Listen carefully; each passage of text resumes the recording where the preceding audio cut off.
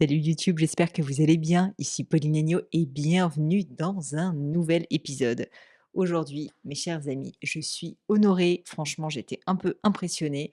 Je suis avec Claudie Aigneret. Alors, pour ceux qui ne la connaissent pas, Claudie Aigneret, c'est la première femme française et même européenne à être allée dans l'espace. Donc, c'est un peu une légende, quoi, quand même, si vous voulez. C'est une femme qui était scientifique, elle a donc été spationaute, elle a aussi été femme politique, puisqu'elle a été ministre de la Recherche notamment. Bref, en fait, quand vous êtes face à une personne comme Claudie, il faut poser des questions, se taire et écouter. C'est ce que j'ai essayé de faire et vous allez voir que les propos de Claudie, au-delà d'être vraiment empreints d'une grande sagesse, sont aussi, je trouve, tout simplement profondément humains. C'est une personne, en fait, qui est à la fois une scientifique, mais qui aime les gens et ça se sent. J'espère de tout cœur que cet épisode vous plaira autant qu'à moi. Mais je ne vous en dis pas plus et laisse place à ma conversation avec Claudie Aigneret.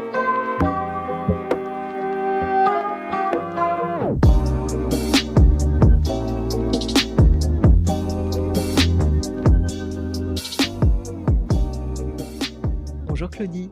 Bonjour Pauline. Enchantée, merci mille fois d'être venue, jusqu'à moi pour répondre à mes questions.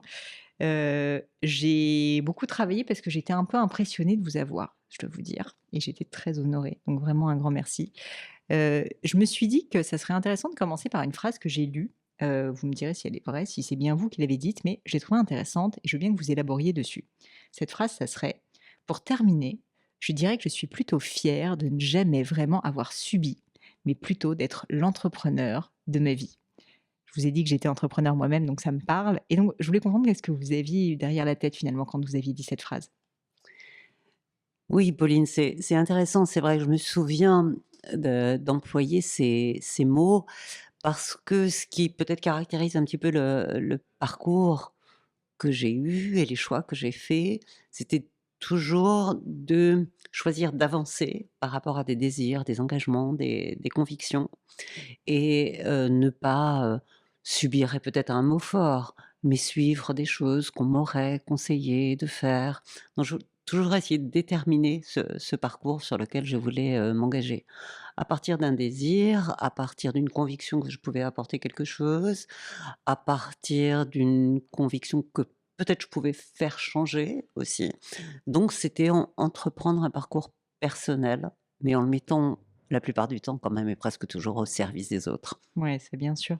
Est-ce que vous auriez un exemple en particulier justement d'un moment où ça a été, vraiment un choix, délibéré de se dire: «Je ne vais pas, subir justement et je vais moi, aller dans le désir, aller dans, quelque chose qui est peut-être complètement en dehors des sentiers battus et pour autant, je vais, avoir le leadership quoi de, Mmh. de faire cette chose, qui m'est chère»?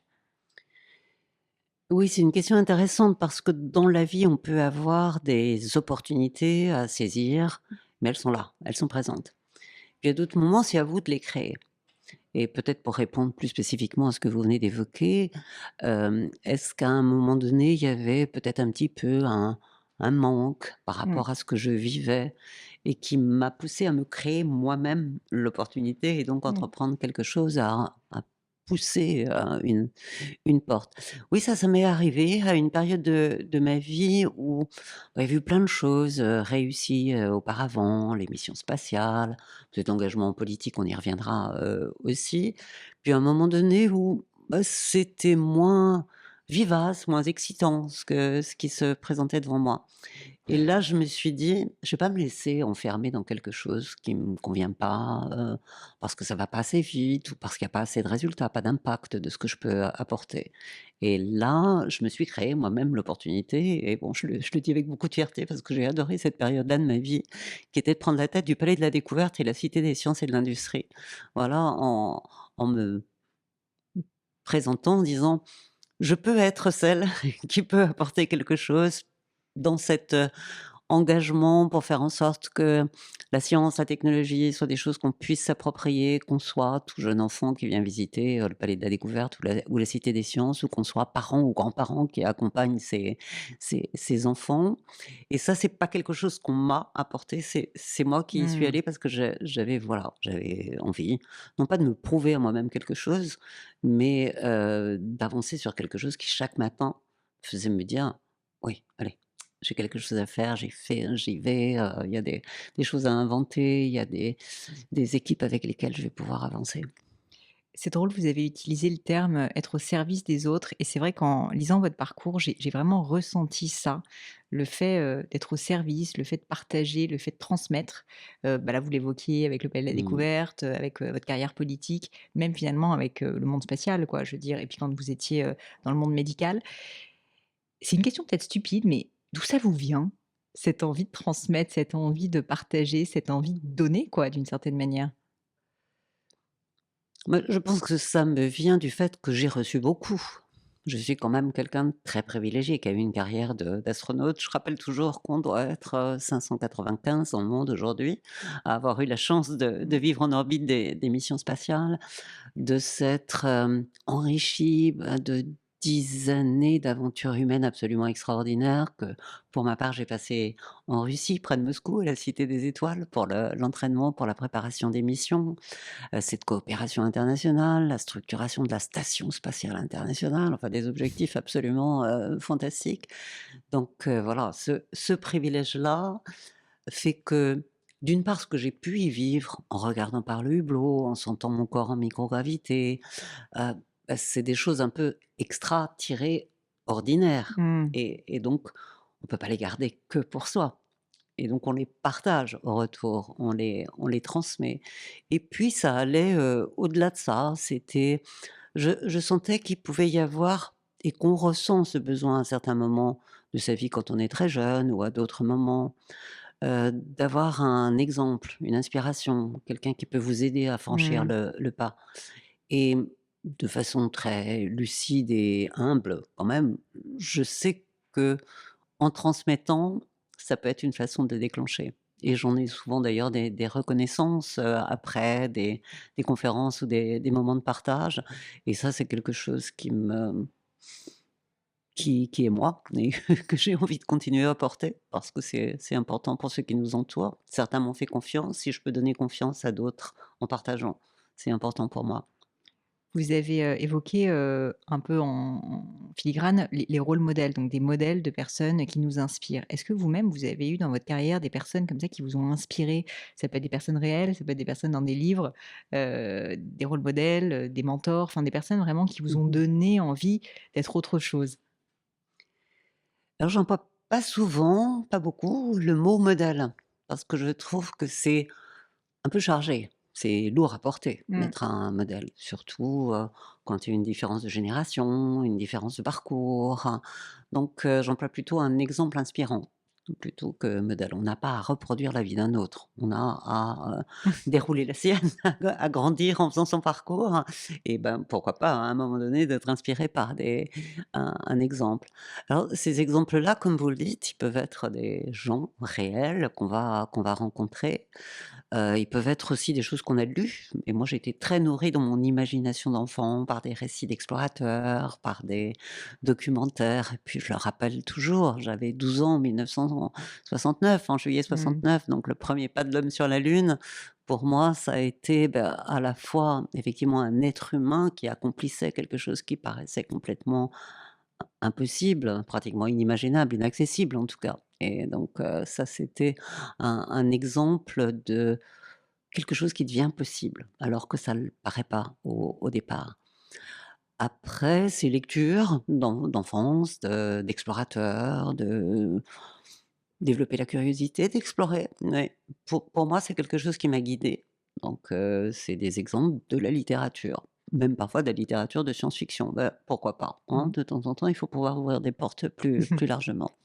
Et pour en revenir à des personnes qui m'ont guidée, oui, je peux dire que Simone Veil, que j'ai eu la chance de rencontrer, est une personnalité qui pour moi a été un exemple, une inspiration, une détermination par son engagement, son parcours, sa résilience, sa capacité à avancer, sa mise au service, là, d'un idéal, que ce soit au niveau européen, que ce soit, son support apporté aux femmes et à leur liberté. C'est quelque chose qui m'a guidée avec, beaucoup d'exigences, beaucoup de respect et d'admiration. J'allais vous en parler justement à un moment donné dans cette conversation de Simone Veil parce que j'avais lu, que vous étiez, proche, et qu'elle vous avait vraiment marqué et je voulais vous demander, vous y avez un peu répondu, mais est-ce que vous pourriez nous dire finalement qu'est-ce que vous retenez de cette rencontre? Qu'est-ce que vous retenez vraiment profondément de, bah, de cette personne en fait qui a eu tellement d'impact sur votre vie? Qu'est-ce que je peux répondre à ça? Peut-être c'est la force sereine qui se dégageait par Mmh. son engagement, sa détermination, sa capacité à avancer dans le respect de l'autre, hein, même si la route était difficile avec Mmh. des obstacles, hein. Cette dignité, en Mmh. fait. La dignité d'un être humain exceptionnel, mais qui, voilà, élevait la dignité comme une des valeurs, fondamentales et je pense que ça, c'est important. Merci d'avoir partagé ça. Si on revient, à la petite Claudie, vous avez évoqué, les premiers pas de l'homme sur la lune et bah, j'ai pas eu la chance de le vivre ce moment. Est-ce que vous pourriez nous raconter comment vous, vous l'avez vécu en tant qu'enfant à 12 ans? Est-ce que vous en rappelez vraiment de ce moment? Alors oui, je pense que je m'en rappelle, mais après, je sais aussi qu'on refabrique un Ouais. petit peu les souvenirs d'enfance.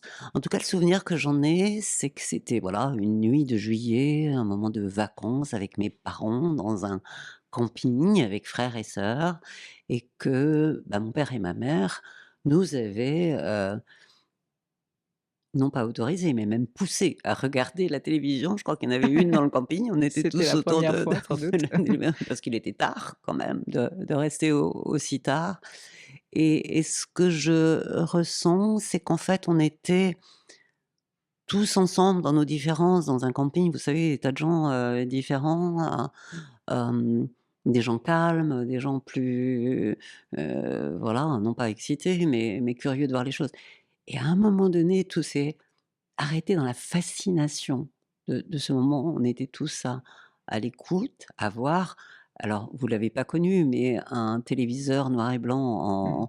en 1969, c'était pas une image, Mmh. déjà très nette au départ et encore moins quand elle arrivait de la lune, vous l'imaginez bien. Et voilà, c'était ce moment de fascination partagée par une diversité de personnes et par des millions d'individus Mmh. dans l'humanité, où on a tous vécu ce moment-là, de façon fascinante. On le dit rarement ou peut-être il y a encore quelques exemples, oui peut-être, 2001 et les attentats aux États-Unis, où se souvenir Mmh.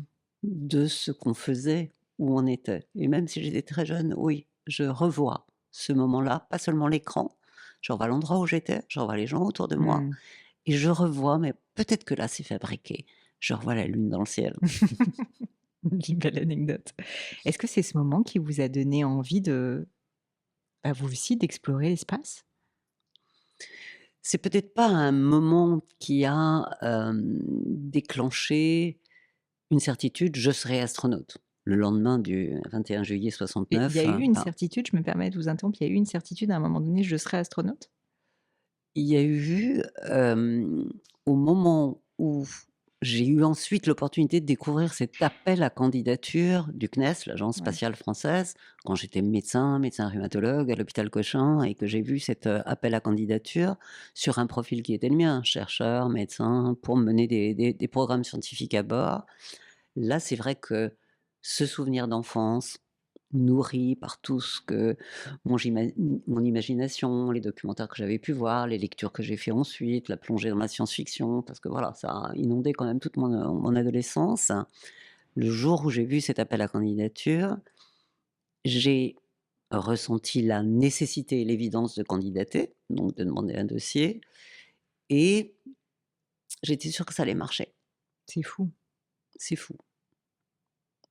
C'est drôle, j'ai eu, vous savez, sur le podcast, des athlètes qui ont parfois gagné championnats du monde et cetera et qui m'ont dit le jour où j'ai gagné les championnats du monde, par exemple, de karaté, quand je rentrais dans l'arène pour me battre, à la finale, je savais déjà que j'allais gagner cette fois-là. Il y a une espèce de certitude dans certains moments de vie, Pas trop comment on peut l'expliquer. Je ne sais pas l'expliquer non plus. En tout cas, c'était une certitude que ça répondait à quelque chose Mmh. qui était très présent en moi, un désir, un engagement, parce que je savais que c'était quelque chose qui allait être très transformateur de mon existence, hein. Quand on est Bah, médecin rhumatologue dans un hôpital et qu'on se lance dans une carrière d'astronaute, c'est quand même une transformation, une bifurcation importante dans sa vie. Donc la certitude que c'était un chemin pour moi. mmh, Et je pense que quand on se lance là-dedans, il faut se donner, à la fois tous les moyens. Et les moyens pour moi, ça a été de compléter ma formation de médecin par une formation de chercheur, et j'ai donc fait une thèse en neurosciences après avoir, été sélectionnée pour justement renforcer encore ces atouts pour, passer du statut de candidat au statut d'astronaute mmh. assigné à une mission. C'est quand même une différence entre, Ouais, être un j'imagine. candidat et être un astronaute qui est assigné à une mission. Donc effectivement, voilà, je me suis engagée, j'ai donné tout pour que ça aille jusqu'au bout, en sachant que j'aurais rien à regretter. C'était peut-être ça plutôt la Mmh. certitude. La certitude de s'engager, d'aller au bout, pour, tenter, et quand je dis certitude, pour moi, c'était tenter de réussir. Bien sûr. Bien sûr, bien sûr. Alors j'avais quand même envie de parler, même si on va parler du reste aussi, de cette recherche spatiale. Est-ce que vous auriez un souvenir particulièrement marquant de cette période? Que ce soit d'ailleurs la période où vous étiez dans l'espace ou ça peut être la période de formation qui devait être aussi, assez incroyable à vivre, qui vous vienne à l'esprit, que vous pourriez partager avec nous? Un souvenir vraiment qui vous a, soit ému, soit, marqué? Mmh. Alors je rappelle volontiers que sur toute cette longue carrière de préparation, comme astronaute dans cette, 2 vie, si je compte la vie de médecin, comme la première vie, sur ces 15 années de carrière professionnelle d'astronaute, d'abord de l'agence française, du CNES, puis de l'agence spatiale européenne, qui fait que l'Europe est aussi quand même quelque chose qui est, essentiel dans ma vie. Sur ces 15 années, j'ai eu 26 jours de mission spatiale. Mmh. Donc c'est pas beaucoup. Non, Donc des années c'est bien de le d'attente, rappeler. des années de Ouais, préparation, c'est mais fou. que ça a été 15 années absolument fantastiques de richesse par, la rencontre, la découverte de cultures différentes, la découverte de métiers complémentaires, la constitution de cette confiance dans un équipage, la transformation aussi, culturelle et opérationnelle en quelque chose qui était en 1992 juste la fin de l'Union soviétique, le début de la Russie, pour arriver en 2001 à un vol dans la station spatiale internationale, avec 5 partenaires qui, en 1992, n'avaient pas du tout Mmh. l'habitude de coopérer. Donc cette aventure aussi, cette, découverte d'un monde qui va encore au-delà de celui de la coopération scientifique classique. Parce qu'en science, on partage, on coopère, les données sont ouvertes, on a des équipes, multinationales. Mais là, il y a en plus toute cette capacité à opérer, l'aspect opérationnel en commun, technologique, le fait de savoir se parler, se comprendre, Ouais. réagir, c'est quelque chose avec beaucoup de procédures et beaucoup de contrôle, opérationnel. Donc c'est une aventure encore plus large que l'aventure scientifique de la coopération, habituelle. Et tout ça, c'était quelque chose de très fort que j'aime partager, j'aime en parler parce qu'il y a pas beaucoup, d'occasions où on a cette possibilité de vivre la coopération avec tout ce qu'elle apporte pour, enrichir soi-même et puis, enrichir en le partageant. Donc ça, c'était quelque chose de très fort, j'aime en parler. Et la deuxième chose, je dirais, très très forte, peut-être parce que je suis là aussi, médecin et chercheur dans un domaine des sciences du vivant, c'est la capacité exceptionnelle de notre corps de s'adapter à un environnement qui est tellement différent. Mmh. Tellement hostile. Là, je parle de vivre en microgravité et que l'absence de la contrainte de gravité qui fait qu'on est des bipèdes dans le champ de gravité terrestre, avec des références en 2 dimensions, nécessitant de bien contrôler sa posture pour pas, tomber parce qu'on est dans un champ, de déséquilibre, et donc un environnement complètement différent et un corps qui en 24 heures va s'adapter à quelque chose qui, sur le plan cognitif, référentiel de 3 dimensions par rapport à ces 2 dimensions terrestres, sur le champ du contrôle du mouvement, sur le champ aussi de contrôle cardiovasculaire. Parce que vous l'imaginez, quand vous Bah oui, êtes en absence de gravité, il y a plus ce qu'on appelle le gradient de pression hydrostatique, qui fait que les fluides s'écoulent dans un certain bah oui. sens, parce qu'il y a le facteur gravité. Là, ça se répartit d'une façon tout à fait équilibrée. Et vous imaginez, dans votre cerveau, dans votre corps, dans votre cœur, dans votre système veineux et cardiovasculaire, un changement considérable. Eh bien, en 24 heures, on s'adapte à ce nouvel environnement.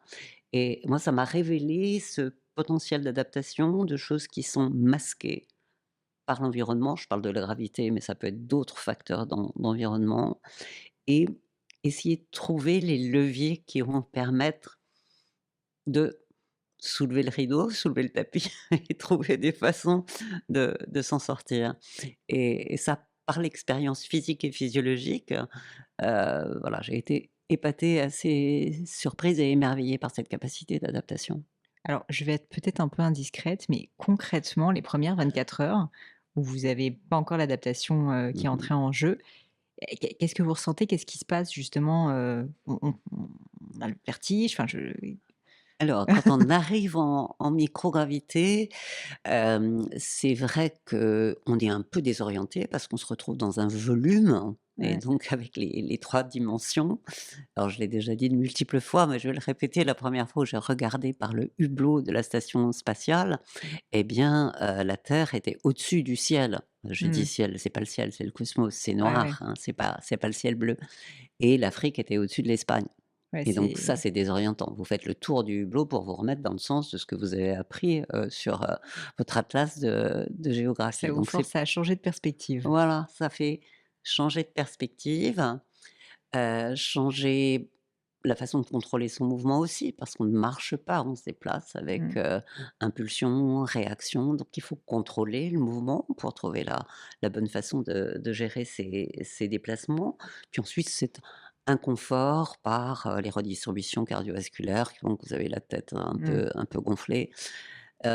Mais pour revenir à l'aspect cognitif, référence et se retrouver dans un volume plutôt que dans une surface plane, je crois que c'est quelque chose dont on peut tirer aussi une leçon, pour, sa vie et des circonstances, d'environnement perturbants, je dirais.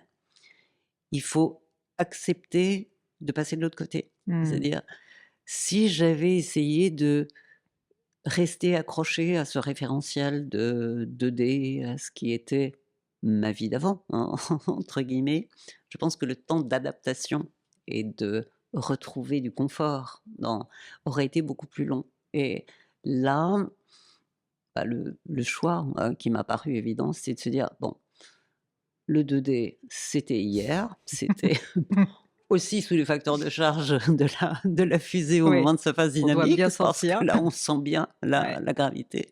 Et maintenant, je suis en 3D. J'y vais, j'en profite, je le vis et je me plonge dans cet environnement-là.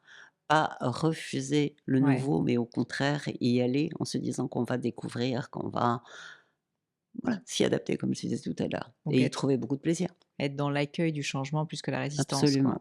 Ouais. Mmh. Effectivement, un enseignement qu'on peut tous appliquer à nos vies, je suis Mmh. sûre. J'avais une question au sujet encore de l'espace qui est: quelles sont selon vous les idées reçues les plus fausses, en fait, qu'on se fait? Parce que quand on est un que vous entendez autour de vous et vous dites à chaque fois: «Mais pourquoi est-ce qu'on dit ça? Ça n'a aucun sens». Et nous, comme on est «mortels» entre guillemets, bah, on a tous cette idée reçue complètement, fausse, sur, le monde spatial, la recherche spatiale peut-être aussi. Alors déjà une première chose qui est assez récente, on ne m'avait jamais arrêté dans la rue où on me reconnaît encore comme un astronaute au XXe siècle, je dirais, ni même dans les 10 dernières années, ce qu'on fait aujourd'hui pour me demander si la Terre est plate. Ah bon? On Eh vous oui, arrête pour vous demander si la Terre est eh plate? oui, en tant que témoin de la rotondité de la Terre. D'accord. Oui, donc c'est quand même un petit peu alarmant Et vous comme nous constat. confirmez qu'elle n'est pas plate, Claudie? Je je vous laisse répondre. Mais voilà, bon, c'est quelque chose qui m'a marqué parce Ouais, que c'est c'est, intéressant. assez récent. Voilà, donc ça, c'est une idée fausse, hein. Oui. La Terre est non seulement ronde, mais elle est sphérique. parce qu'elle pourrait être ronde et plate, mais Oui, elle est sphérique et on fait un tour de terre en 90 minutes, hein, quand on est à 26 000 ça c'est km/h, fou aussi, hein. autour de la Terre. Une orbite, c'est 90 minutes et après essayer d'expliquer effectivement ce que veut dire la gravité dans notre vie de tous les jours. Alors sur notre corps humain, sur, comment une plante va pousser, comment un animal va se développer, mais aussi comment un liquide va s'écouler, comment une Mmh. flamme, va se développer. Hem, voilà, je trouve que c'est important, d'expliquer, aussi avec le caractère du merveilleux, des éléments, scientifiques. Mais j'avoue que c'est pas les premières questions qu'on nous pose, à nous astronautes. Alors les premières questions qu'on nous pose, c'est bien évidemment: «Racontez-nous la Terre vue par le hublot» et ça, bah, c'est vrai que c'est merveilleux de pouvoir le partager à distance, à 400 kilomètres en orbite et puis le la seconde série de questions classiques, hein, que ce soit les enfants ou des personnes plus âgées, c'est: «Comment on mange? Comment on se lave?» Comment on va aux toilettes? Voilà, c'est se dire: «Mais est-ce qu'on est encore des êtres humains Ouais, avec des réflexes c'est d'êtres ça humains finalement quand la on est» question qui se pose, c'est vrai. alors c'est une question intéressante, mais elle est systématique. Avant les D'accord. questions de se dire: «Mais effectivement, voilà, on a été fabriqués, structurés par la gravité, comment ça se passe quand elle est pas là?» On posait des questions en rapport avec l'expérience Mmh. personnelle. C'est ça qu'on attend de nous et c'est important de commencer par là et pour, ensuite accompagner cette curiosité vers une expérience qui est plus, mmh, de savoir, de connaissance. Mais l'expérience personnelle, la perception, ce sont des choses intéressantes à partager. Vous nous avez dit, Claudie, bah, qu'il y a eu 26 jours, en orbite, mais au final 15 années quand même Mmh. consacrées à cet engagement et alors justement, je voulais en parler parce que je trouve que c'est très précieux de voir tout le travail qu'il y a derrière un moment, en général et un moment très court. Heu et je voulais vous poser une question, c'est est-ce qu'à un moment donné, vous avez peut-être eu envie d'abandonner? Ou il y a eu un moment difficile dans ce moment où vous êtes dit: «Bah, en fait, c'est trop dur, c'est trop long, je vais pas y arriver, j'ai plus envie». Est-ce que c'est quelque chose qui arrive, des moments de doute quand on est complètement dédié quand même à un projet de cette ampleur? Ou est-ce que c'est quelque chose, non, que vous n'avez pas vécu et vous étiez vraiment, 100 dédié au projet? Ah non, je l'ai vraiment pas vécu pendant toutes, ces années de préparation. Alors, bah, pour resituer un petit peu, c'est un rêve d'enfant, comme je l'ai dit, et ensuite une sélection en 85 pour un premier vol en 96. Donc en 96, c'est l'impatience d'arriver Mmh. au Zagiganie, qui est la mise à feu, de la fusée sur le pas de tir. Et chacun des jours qui me rapprochait du moment était un jour qui me donnait encore plus de Mmh. motivation pour aller vers le suivant. Ça, c'est sûrement la force du rêve, du désir, Mmh. de l'objectif. Mais comme je le rappelais, il y a tout le chemin qui est important. Il n'y a pas que l'objectif à atteindre et c'était important justement pour continuer à avoir cette motivation que de s'enrichir de chacun des moments de cette vie. Soit parce que on apprenait des choses nouvelles, on rencontrait des gens, extraordinaires. C'est vrai que j'ai eu la chance en vivant en Russie de côtoyer ceux qui étaient mes héros. J'ai vécu dans l'appartement à côté de Valentina Tereshkova, la première femme à être allée dans l'espace en 63. J'ai vécu dans l'autre appartement de l'autre côté du palier, c'était Alexis Leonov, le premier Mmh. piéton de l'espace en 1965. Je vivais en dessous de madame Gagarine, puisque bon, Yuri Gagarin n'était plus là. Donc à la fois la rencontre de ces gens, exceptionnels, donc se nourrir de tout ça, se nourrir de la fraternité qu'on développe. On évoque souvent, parce qu'il y a pas beaucoup de femmes astronautes, j'ai Mmh. évoqué, 600, astronautes dans le monde, il y a 71 femmes. Donc on est un petit peu plus au-delà des 10 et puis ça progresse, quand même, assez vite, aujourd'hui. Donc il y a ce sujet de diversité de genre dans un milieu qui est encore très très masculin, mais la diversité de culture. J'ai eu la chance de vivre avec, des Russes, des Américains, des Européens d'autres nationalités, même certains Chinois qui étaient déjà là à l'entraînement à ce moment-là. Donc toute cette, fraternité qu'on construit quand on vit une aventure comme celle-là, et puis diversité de métiers et de compétences aussi, entre, des militaires, des civils, des ingénieurs, des chercheurs, des pilotes, enfin voilà, il y avait tous ces éléments de diversité, et ça, c'est quelque chose qui faisait que chaque jour apportait son Mmh. plus d'enrichissement sur le chemin, et l'objectif effectivement de la mission spatiale, je le disais, beaucoup d'impatience à ce qu'elle arrive, mais chaque jour, c'était l'impatience de voir ce que la vie avait à m'offrir. Et quand, l'aventure, spatiale s'est terminée, il a fallu passer à autre chose, beaucoup d'autres choses, puisque Mmh. vous avez été très active et vous continuez à l'être aujourd'hui. Mais je peux quand même imaginer que, bah, quand on a eu un rêve d'enfant, qu'on l'a fait, ça doit pas être si facile que ça non plus. Je peux imaginer qu'on est à la fois comblé et en même temps, en même temps, il f on passe à autre chose.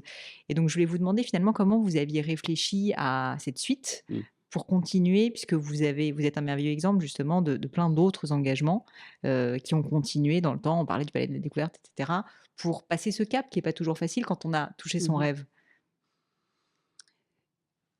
Oui, alors, c'est un petit peu particulier dans mon cas parce que j'ai pas eu le temps d'atterrir complètement, en fait. Voilà, j'ai atterri fin 2001 de ma seconde mission à bord de la station spatiale, internationale, et j'ai été très vite sollicitée pour prendre des responsabilités, un engagement Mmh. complémentaire. Donc, j'avais pas de nostalgie, et j'ai eu la D'accord. chance de faire 2 missions spatiales, ce qui est c'est quand même déjà beaucoup, et puis, comme vous le savez aussi, mon mari Jean-Pierre Agnoret est aussi un astronaute qui a fait 2 missions spatiales, donc on avait quand même beaucoup de choses en partage sur une complétude de ce rêve d'astronaute et de l'avoir, vécu, et donc moi j'ai été tout de suite sollicitée au retour, et en fait la question qui s'est posée, c'était plutôt de dire, est-ce que j'avais cette conviction que je pouvais apporter quelque chose, non pas comme responsable politique, mais comme,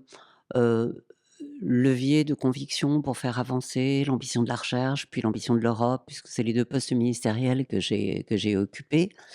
Mais de se dire, hem comment je vais être accompagnée pour faire passer, les idées? Comment je vais être entraînée? Je le dis Mmh. souvent sur le thème de la plaisanterie. On a évoqué un long entraînement pour devenir astronaute. L'entraînement pour, prendre des fonctions ministérielles est pas tout à fait, Ouais. aussi structuré. Donc c'est c'est pour ça que j'évoque l'accompagnement qui vous est nécessaire pour conduire, pour aller au bout de cet engagement et de faire bouger les choses. Donc c'est un petit peu toutes ces questions-là que je me suis posée. J'avais déjà, non pas, j'étais pas rassasiée de l'espace puisque j'y suis revenue ensuite, en étant au sein de l'Agence spatiale européenne sur des Mmh. programmes, et encore aujourd'hui très impliquée sur les programmes spatiaux. Donc l'espace fait partie de ma vie complètement. Mais là, c'était plutôt, cette interrogation de oui, comment, accumuler, autour de soi tout ce qui allait permettre de s'engager avec des chances raisonnables de succès, je dirais, dans une aventure, nouvelle qui m'était proposée. Donc j'ai pas eu à m'interroger sur l'avant, mais c'était Mmh. m'interroger sur cet après qui m'était proposé. Donc cette fois-ci, vous avez su saisir l'opportunité, mais quand même en, bah, en vous formant bien sûr et donc, bah, en faisant en sorte de rester entrepreneur de votre vie puisque Mmh, il a bien fallu apprendre et partir de zéro. C'est vrai que quand on y pense, des carrières politiques, quand on n'en a pas fait du tout, finalement, c'est assez rare. Aujourd'hui, la fonction politique en France, elle est quand même très souvent presque professionnelle, quoi. Je veux dire, il y a beaucoup de personnes, qui, ben, sont dans le milieu politique depuis un moment. C'est pas du mmh tout toujours le cas, hein, mais mh. je veux dire, c'est quand même fréquent et donc, c'est assez rare finalement, je trouve, de rentrer dans ce milieu quand on vient d'un secteur civil, quoi. Moi, je pense qu'il y a les deux types de profils, mais vous avez, raison, il y a une forme de professionnalisme qui est pas inutile quand même dans la fonction politique, et la capacité à porter complètement les choix, à trouver les leviers, à Mmh. fonctionner avec le réseau qui permet de faire avancer les choses, c'est important et ça, ce sont je dirais des compétences ou des acquis professionnels qui peuvent être, importants. Mais j'en reviens à ce qu'on évoquait au départ sur être, entrepreneur de sa vie. C'est le choix fait pour rentrer, dans voilà, cette nouvelle, atmosphère, cette nouvelle fonction, c'était, une question du type, «Est-ce que j'entreprends ce nouveau chemin, ce nouveau Ouais, parcours?» Donc c'était une forme d'entreprise, bah, complètement. avec un défi à relever, bien sûr. Alors, je vais pas trop rentrer dans la politique parce que pour tout vous dire, je n'invite pas des personnalités politiques sur ce podcast, mais quand même j'ai une question plus d'enseignement, d'une carrière politique. C'est plus cette partie que la partie, Mmh. politique en elle-même qui m'intéresse. Est-ce que vous avez, je sais pas, eu des frustrations ou au contraire des étonnements, durant cette période? Ce que je veux dire par là, c'est que je pense qu'on a beaucoup d'images, du monde politique quand on est extérieur, bonnes, mauvaises, on se plaint tout le Mmh. temps. En tout cas, quand on n'est pas dans le monde politique, je peux imaginer que la réalité, en fait, c'est que c'est pas si facile, et que du coup, bah, il faut se battre pour certaines choses. Il Mmh. doit y avoir des frustrations comme dans tous les métiers, Mmh. j'imagine, et il doit aussi y avoir des choses qui sont, en fait, beaucoup mieux que ce qu'on pourrait imaginer. Donc, bah, vu que vous l'avez vécu, je serais assez curieuse de savoir si vous avez, des enseignements comme ça à nous partager? Alors, je sais pas si ce sont des enseignements, en tout cas ce que vous venez de décrire, oui, je l'ai vécu. J'ai vécu des moments, d'intense, satisfaction parce qu'un travail en équipe avait permis de faire avancer des grands projets qu'on a portés au niveau national dans le domaine de la recherche. J'ai ce souvenir, parce que j'ai beaucoup participé à la mise en place du programme, ITER sur la fusion nucléaire, donc cette fusion un peu comme, l'énergie qui nous vient du cœur des étoiles. Et voilà, c'était quelque chose d'énorme, d'international, une coopération très, très globale, il fallait à la fois se battre pour convaincre et puis, l'installation de ce démonstrateur qui s'est fait en France et en Europe, hein, et ça a été, de haute lutte pour que cette reconnaissance, des compétences soit approuvée et voilà, là, on l'a vécu comme quelque chose, une réussite, de l'équipe qui s'était mobilisée, toute la communauté qui avait été en soutien, donc il y a des réussites comme ça que j'ai en tête. Puis après des moments de frustration parce qu'on n'arrive pas à trouver, la façon d'expliquer, d'avoir la bonne pédagogie pour faire comprendre l'importance d'un Mmh. sujet. J'ai été confrontée à cette époque-là, quand j'étais en charge de la recherche, à cette difficulté d'expliquer en quoi, l'utilisation des modifications génétiques pouvait nous permettre, en particulier dans ce qu'on appelle la biologie verte, sur ce qui est les cultures, de pouvoir proposer des techniques qui permettraient d'améliorer l'agriculture, la façon de subvenir aux moyens sur l'eau, sur, les céréales ou d'autres natures et avec une progression de recherche très intéressante et se heurter à un mur de c'est même pas de l'incompréhension, c'est de la du non-désir Mmh. de compréhension qui a plongé cette recherche qui était passionnante dans quelque chose qui l'a complètement asséché parce qu'il y avait pas moyen d'avoir un une discussion, même pas obligatoirement pour convaincre, mais en tout cas pour entamer la discussion et ça, c'est quelque chose qui me fait très mal à tout moment de la vie, pas que dans cette, vie de ministre. C'est quand on n'arrive pas à trouver un langage commun, Mmh. qu'il aboutisse ou pas à un consensus, c'est pas le problème, mais au moins à pouvoir échanger et se parler et j'ai des frustrations comme ça, de cette période où il était impossible de trouver la façon d'entrer en conversation avec l'autre, avec les autres. Et le paradoxe, j'y réfléchissais en vous écoutant, c'est quand on a vécu comme vous de la collaboration, de la communication internationale comme dans une Mmh mh. station spatiale Mmh. où en fait on a des personnalités, des cultures comme vous disiez Mmh. si différentes, Mmh. on se dit: «Ça peut marcher merveilleusement pour des Oui. projets incroyables» Mmh. et donc je peux imaginer quand on est face à un peu un mur, hein, Mmh. quoi, d'une certaine manière, Mmh mh. ça doit pas être, facile à gérer, surtout quand on aime être entrepreneur de sa vie. Oui et puis quand,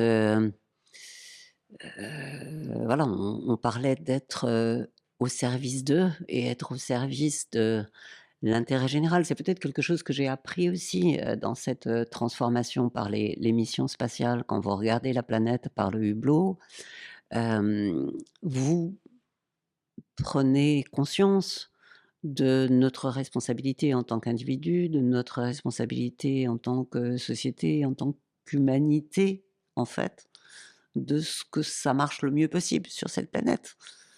Que les secours vont pas venir de l'extérieur, hein, parce qu'à l'extérieur, c'est quand même mystérieux, noir, hostile et c'est pas de là que viendront les solutions.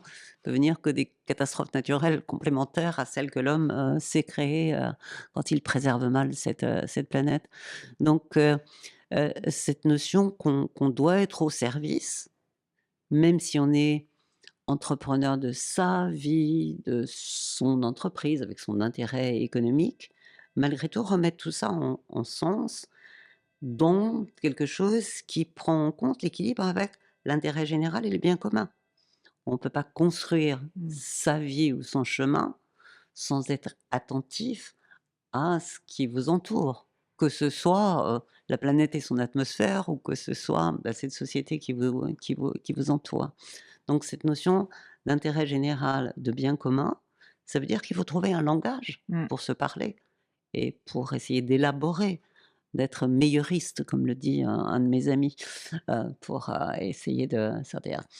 Donc voilà, c'est un petit peu ça qui a été la frustration à côté de ces moments merveilleux où effectivement, bah, voilà, avec, la passion, la compétence, le terreau d'entrepreneurs ou de chercheurs ou d'ingénieurs absolument magnifiques qu'on peut avoir en France et en Europe, waouh, on porte un projet.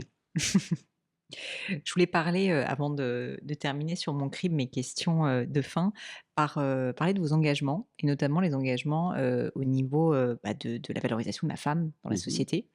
Je ne publie pas cet épisode de podcast un 8 mars. Je sais que vous êtes déjà très sollicité, mais bah, j'ai été marquée quand même par tout ce que vous faites, et tous les propos en fait que vous voulez, bah, soutenir dans ce domaine. Pourquoi est-ce que c'est si important pour vous? Alors, il y a 2 parties de l'engagement, pour, être en support et en éveil et en vigilance sur la place de la femme dans le monde. Déjà le sujet science, recherche, technologie qu'on a, évoqué et monde digital, hein, j'élargis la technologie, etc. Hem, Ce sont des outils de développement d'un monde de progrès, de choses meilleures pour notre humanité et on a vraiment besoin aujourd'hui de le faire avancer, de le développer. On a besoin de talents. On sait bien qu'on est tous, en train de rechercher les talents qui vont nous accompagner et le pool des talents, il inclut bien évidemment, les femmes. Donc on a besoin d'avoir, voilà, des femmes qui s'engagent, des Mmh. femmes qui entreprennent, des femmes qui sont actrices de leur vie et de la vie, Mmh. en général. Donc ça, c'est une première chose.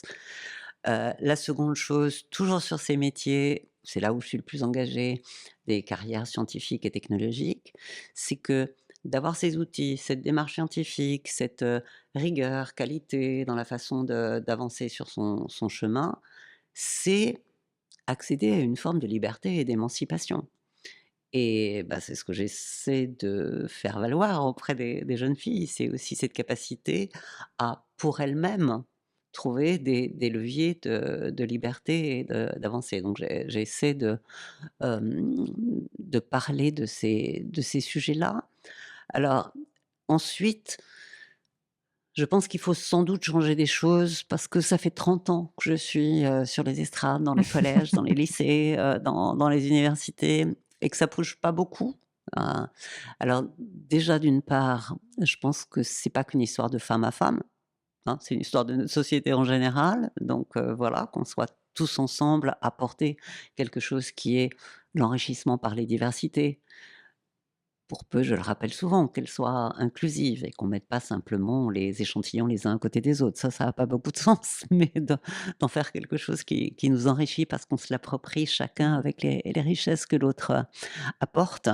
Donc cette chose-là, de le faire, ensemble et puis, en pensant, oui, à des pays qui sont moins favorisés que ceux dans lesquels on a la chance de vivre. Et c'est vrai que je suis, hem, particulièrement sensible à, bah, ce manque de liberté que certaines Mmh. femmes peuvent avoir. Je crois que c'est important aussi qu'on se mobilise sur ces sujets, que ce soit l'Iran, que ce soit, d'autres pays où on sent que la femme ne peut pas exprimer tout ce qu'elle peut apporter à une société qui irait mieux. Donc oui, je suis mobilisée sur ces sujets. Je participe à des fondations qui sont très, très mobilisées sur ça, la Fondation L'Oréal, Fondation Airbus, Fondation C'est Génial parce que voilà, c'est sur l'attractivité, la passion, l'enthousiasme. Et pour compléter peut-être un petit peu ce qu'on disait précédemment sur la passion, le rêve, le désir, moi je trouve qu'il faut aussi, s'appuyer sur des terrains qui nous permettent de nous projeter dans l'avenir. Pas uniquement réparer les fautes qu'on a fait, trouver des solutions pour réparer le présent. Mmh. Ça a du sens de réparer le présent, mais il faut aussi préparer un avenir et configurer un avenir qu'on pourrait désirer, sur lequel justement on aura encore plus de levier d'action. Et je trouve qu'il faut qu'on s'appuie aussi sur des choses qui soient inspirantes, motivantes, avec un narratif, un récit qui nous dise: «Mais oui, là il y a une direction, il y a un chemin». Même si l'objectif peut paraître un petit peu utopiste. Et puis après tout, on a besoin d'utopie aujourd'hui, on n'a pas besoin de n'avoir que des dystopies et du déclin ou de la décadence devant nous. On a besoin de reconstruire des narratifs un petit peu utopistes. C'est un objectif important et ça nous engage sur un chemin où on va s'améliorer. Un petit peu d'optimisme dans ce monde de brutes. Oui. Pour terminer, Claudie, j'ai des questions que j'aime bien poser à la fin. Alors, on va pas commencer sur l'optimisme, puisque ma première question concerne les échecs. Je trouve que c'est une question intéressante. C'est est-ce que vous avez dans votre vie vécu un grand échec? Votre plus bel échec, quoi, d'une certaine manière. Pourquoi est-ce que je pose cette question? Parce que souvent, on en tire un Mmh. enseignement sur la vie et je serais curieuse de savoir quel était le vôtre, s'il y en a eu un. Alors c'est pas des échecs, il y en a eu plein, ça, bien évidemment. J'ai évoqué tout à l'heure, les difficultés par rapport à cette défiance à la science qui fait que Mmh. ça bloque des secteurs de recherche. Oui, bah si, un échec, ouais, je peux le qualifier comme ça. De 2004 à 2005, j'étais la ministre déléguée en charge des affaires européennes. Mmh. J'ai rappelé tout à l'heure que j'ai volé au sein de l'Agence spatiale européenne avec le drapeau européen et le drapeau français sur mon scaphandre et que je suis une engagée, convaincue de ce que, voilà, l'Europe dans sa diversité peut apporter pour ses grandes ambitions, et j'ai évoqué Simone Veil. Bon, vous Mmh. sentez que pour moi l'Europe c'est quelque chose d'important. Eh bien, je suis la ministre française de mai 2005 du non français au référendum sur le nouveau traité. Donc ça, c'était pas particulièrement une réussite et je l'ai Mmh. je l'ai vécu comme un échec dont je me sens pas coupable, juste en partie responsable, mais bon, il y avait plein d'autres facteurs qui n'étaient pas, Mmh. sous mon contrôle, bien évidemment. Et voilà, ça m'a, fait me poser la question de comment je peux retravailler sur ce sujet européen avec conviction, engagement, et en m'y prenant autrement. Pas par le biais politique, pas par l'entrée, Mmh. mais un petit peu comme au départ de l'Europe, repartir sur des projets concrets pour faire avancer. Et je suis donc revenue à l'Agence spatiale européenne pour me remettre dans ces sujets de politique spatiale européenne. Aujourd'hui, je travaille sur la contribution de l'Europe à l'installation d'équipages hommes et femmes sur la Lune. Comment y apprendre à y vivre, à y séjourner et y travailler, en disant qu'il doit y avoir une ambition européenne pour ces projets de construction de l'avenir, parce que l'Europe a des choses à apporter à ce monde, à cette humanité. Elle aura sûrement pas toutes les solutions, mais elle a quelques points de repère dont il est important de les faire parler. Et ça n'a pas été possible pour moi de le faire, avec la voie politique, mais je pense qu'on peut faire progresser les choses par des projets concrets. Donc c'était un échec qui m'a fait reconsidérer ma façon de Mmh. faire avancer les choses. Et je crois qu'il faut tirer des leçons et effectivement des échecs. Il y a plusieurs façons, hein, de tirer des leçons d'un échec. C'est peut-être parce qu'on n'est pas allé sur la bonne piste qui était la sienne. Bon, dans ce cas-là, humblement, il faut en prendre conscience.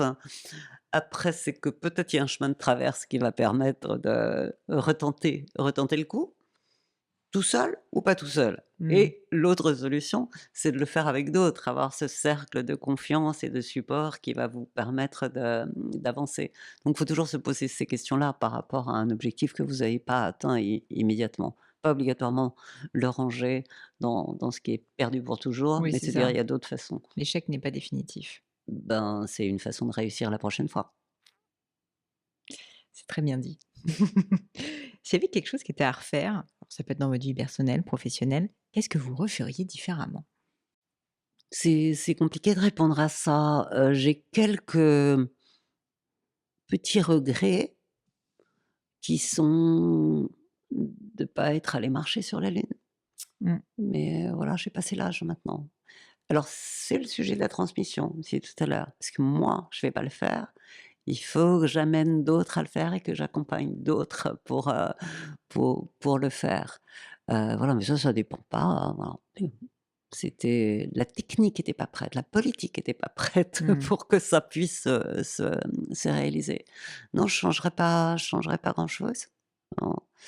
Hem Et une chose qu'on n'a pas dit, et il faut pas avoir de regrets sur ça, mais il faut essayer d'y être vigilant à chaque instant, c'est que sa vie, son épanouissement propre, il passe aussi par, ce qu'on vit avec les autres, que ce soit sa famille, ses amis. Et alors c'était pas facile quand on est expatrié, 10 ans de sa vie en Russie, ben, ça Mmh. coupe un petit peu des liens, c'est pas toujours facile à vivre, mais c'est quelque chose pour lequel il faut qu'on soit très, très vigilant. Être entrepreneur de sa vie, ça veut pas dire uniquement la sienne. Ouais, ça Mmh, peut avoir un coût. mmh. Est-ce qu'il y a une maxime, une citation, des mots de sagesse qui vous parlent particulièrement, peut-être que vous répétez de temps en temps, que vous pourriez partager avec nous? Vous avez parlé de sagesse, hein, alors il y a pas de citation liée à ça, mais je pense qu'effectivement, aujourd'hui, enfin toujours dans ce prisme du pouvoir de la science et du pouvoir de la technologie, on doit avoir cette sagesse, cette prise de distance pour arriver à contrôler ces outils puissants qu'on a entre les mains. Donc c'est quelque chose qui me fait dire, prise de distance, ça veut dire aussi de la profondeur, de la réflexion, pourquoi pas philosophique, ou en tout cas dans l'échange et la conversation vers quelque chose qui est plus, hem l'humanisme autour de la technosolution. Ça c'est le premier point, mais voilà, une forme de sagesse, je sais pas la maxime qui va avec, mais ça vient sûrement avec l'âge, hein. Quand les cheveux commencent à blanchir, on est plus tenté par ces sujets-là, cette réflexion. Et l'autre chose, je vais vous dire la maxime et la devise des astronautes, Ah mais avec la plaisir. partager. Alors c'est: «Per aspera ad astra», Mmh. au travers d'un chemin difficile, aspérant, mais toujours visé, voilà, Les plus étoiles. loin, les étoiles. Per aspera ad astra. Encore une question pour vous, Claudie. Alors, je l'aime bien celle-ci, c'est ma question un peu, non poétiquement correcte, puisque ma question c'est: est-ce que vous avez une croyance qui est controversée? C'est-à-dire que vous constatez globalement qu'elle n'est plutôt pas très partagée par la population, française ou mondiale d'ailleurs?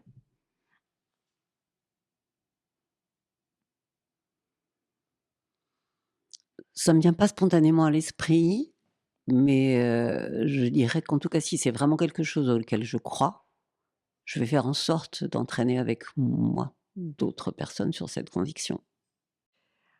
Un sujet sur lequel vous avez changé d'avis? Mes questions sont terribles.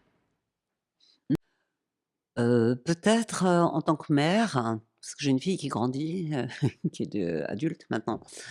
C'était, il faut protéger ses enfants. Ça, c'était ce que je croyais. Mais je crois qu'il faut les laisser vivre leur vie.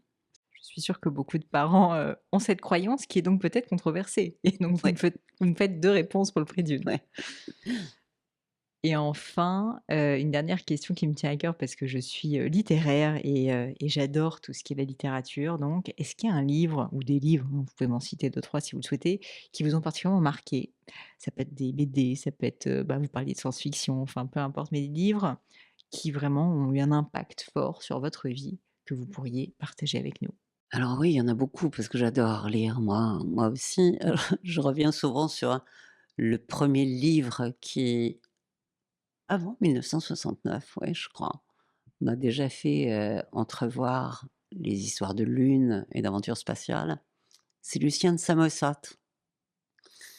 Histoire vraie, écrite au IIe siècle, hein, et que mon prof de grec nous faisait lire, qui a fait un voyage vers la lune absolument extraordinaire pour y découvrir, bah oui, des petits sélénites, hein. Maintenant, Ah! on parle plus, hein, des sélénites. On sait Non, bien que sur la lune, les il pauvres. y a pas, hein. Peut-être sur Mars et sur d'autres planètes. Mais voilà, ça m'avait fait, découvrir cette possibilité d'autres existences, d'autres formes de vie dans quelque chose qui était, imaginaire. Donc c'est vrai que je cite souvent ce livre-là qui a peut-être participé, de mon désir de me frotter à l'aventure spatiale. Après, je consacre quand même beaucoup de temps au à tout ce qui est cette littérature scientifique. À la fois des articles très, très précis, mais aussi tout ce qui est cette, transmission, vulgarisation n'est pas le bon mot, mais cette façon de parler de la science pour en faire comprendre, les enjeux. C'est quelque chose d'important pour moi et puis quand même avoir un roman, à côté. Alors ça peut être des tas de choses, différentes. Parce qu'il ne faut pas non plus s'assécher complètement Mmh. l'esprit sur, de la science et de la technologie, même si on y met cette notion de sagesse, de responsabilité, d'éthique, bien évidemment, qui est essentielle. Mais laisser quand même flotter son imaginaire pour découvrir des mondes que certains auteurs vous proposent et s'embarquer dans leur histoire. C'est une façon de décaler son regard, au travers du regard et de l'écriture de l'autre et ça, je trouve ça ressourçant. Vous gardez une part de rêve et de poésie. Alors, une part de rêve et de poésie qui est en soi et vous avez raison de parler de poésie et puis, celle que d'autres vont vous apporter qui n'auraient pas les mêmes Mmh. imaginaires, les mêmes cavernes ou fenêtres que celles qui sont les vôtres et ça, la poésie, la littérature de fiction, la littérature, très, très classique, la littérature d'aventure, oui, c'est là pour servir ça aussi. Claudie, je vous remercie 1000 fois pour votre temps. Je vous remercie d'avoir répondu à toutes mes questions farfelues C'est un et plaisir. j'espère que nous aurons l'occasion, bah, de nous revoir. Mais en tout cas, je vous remercie pour votre temps. Peut-être pour les personnes qui nous écoutent, et qui auraient envie, bah, de continuer à suivre vos aventures, vos engagements aussi. Est-ce qu'il y a des causes particulières qui vous tiennent à cœur? Des fondations? Vous parliez d'investissement dans une fondation, peut-être vers lesquelles on pourrait rediriger pour que, bah, ils puissent en savoir plus et continuer à suivre vos aventures? On a évoqué beaucoup de ces causes, ces convictions, ces engagements qui sont les miens, mais voilà, j'ai pas heu, de point particulier à mettre, en disant par exemple, un petit conseil, si vous êtes, parents, grands-parents, emmenez vos enfants dans les centres de sciences, la Cité des sciences et de l'industrie, emmenez-les au Palais de la découverte quand il sera, réouvert. Entretenez leur curiosité, Mmh. emmenez-les voir des choses, la nature. Vous devez être, pour cette jeune génération, ceux qui vont accompagner leur capacité d'émerveillement et d'étonnement. Il faut qu'ils continuent à l'avoir, qu'ils soient curieux, mais vous participez. Ils y arriveront pas Mmh. tout seuls. Il faut Ouais. aussi, vous, que vous allumez des lumières pour eux. Je pense que c'est un bon mot de la fin et je vous remercie Claudie. Merci.